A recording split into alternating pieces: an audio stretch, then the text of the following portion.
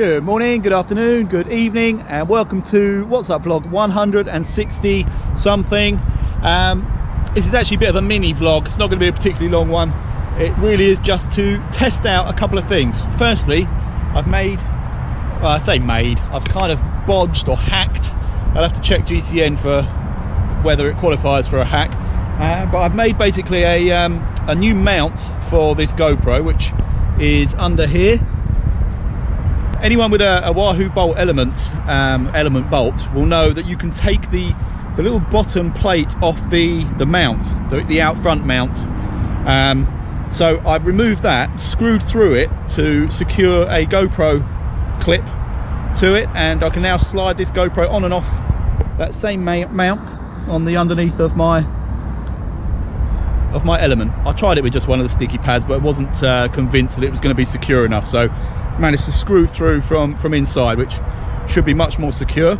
But the main thing I'm going to do is try out the data overlay from the Wahoo using the Garmin Verb software. There have been loads of videos about this recently.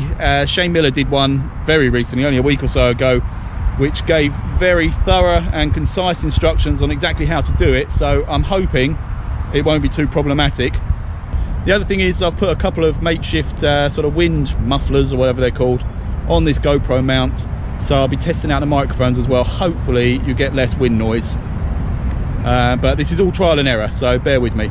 Anyway, I'm going to clip this back on the bike, start the Wahoo bolt and get riding.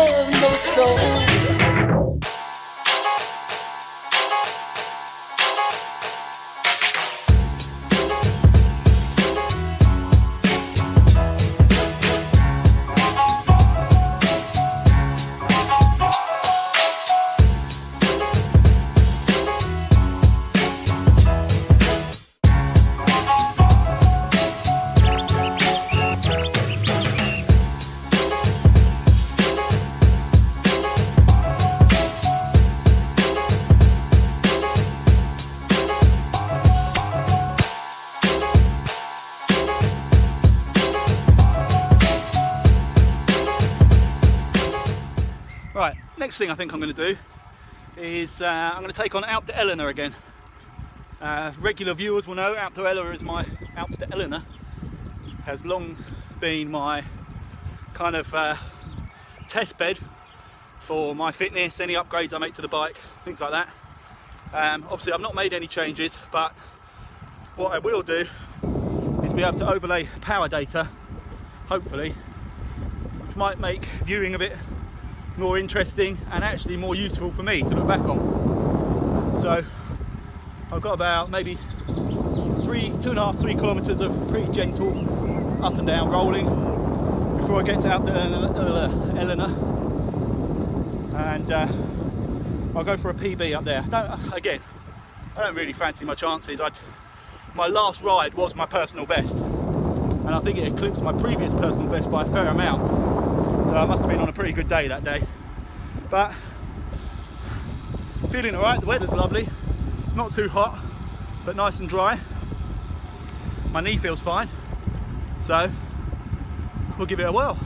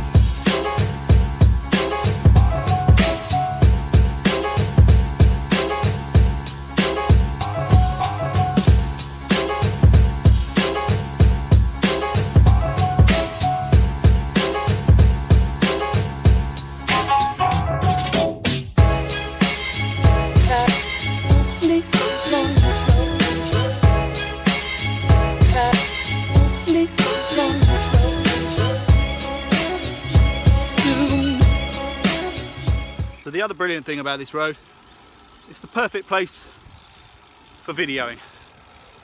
I can just roll smoothly in the road knowing I'm not going to come across anything, and it's nice and quiet, so hopefully you can hear me quite well.